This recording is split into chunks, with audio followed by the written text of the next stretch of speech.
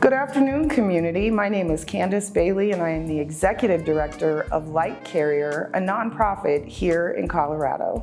So Light Carrier is an organization that was founded off the movement of Elijah McClain and the brutal murder of his body by Aurora Police Department. From that grew so much. It was encompassing areas that generally weren't touched on by other nonprofits. So police brutality, pre and post incarceration, reentry into community, motherhood was founded, which is mothers who have been impacted by gun violence on their sons. And so every piece of work that I do directly connects to young Black men from birth to the end of their lives. Young Black men face so much in all of the systems of oppression. Usually the entry point for Black men, and that's not even possible at this point, but is early childhood education.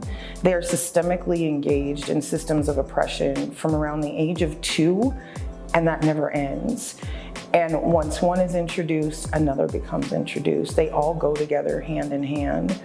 And I think some of the issue that I continually see is that they don't know their rights and they don't have someone who can advocate on their behalf with their best interest in mind, regardless of what system is in the room. Forward progress cannot happen without collaboration, especially in the Denver community.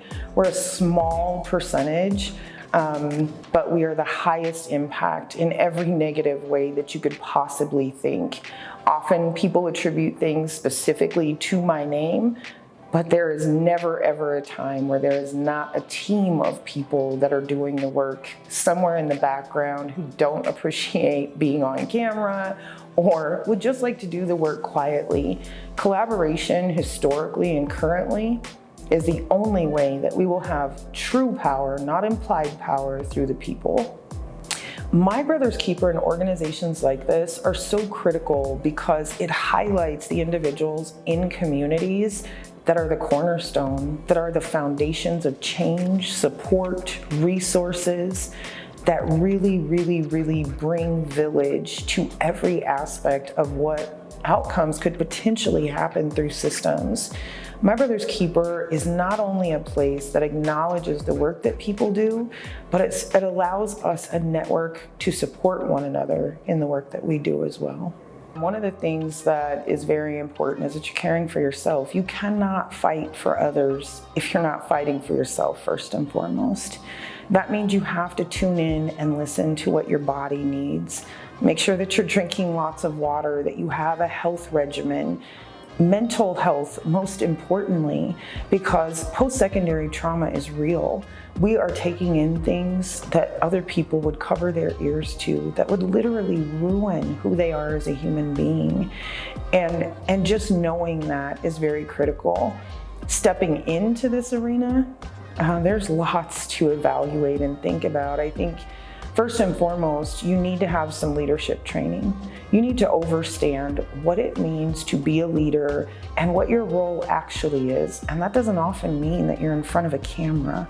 It means that you are teaching others, you are empowering others, you are emboldening others, and you're giving them the tools to be successful at that. I'm a person who looks at individuals where they are. I'm going to meet you where you are every day. I think all too often we look into the history of a human being to explain who they are today, and that often is not the case. If you met me yesterday, that does not mean that you know Candice Bailey today. Every day I am evolving. The work that I do is critical within our community to disrupt the systems of oppression, those who are cornering us and leaving us without options. And in thinking about all of these things, all money is not good money. Often we're accepting money from places that don't have our best interests at heart. And we as a community know that from the civil rights movement, the best way to get them is to hit them in their pocket. And so you'll often hear me say, chase the bag, because that predicates who is really in control in a room. All of the work that I do is centered on an experience from my life. And so if I'm working in the carceral system, no, I've experienced it. If it's about child welfare, no, I've experienced it. Maternal mortality, I have experienced it. I do not speak from a place that I do not know. And so expertise is not just the book that you read that a white man wrote, but more so, you are an expert of the things that you have lived in this life. And how important and critical is that?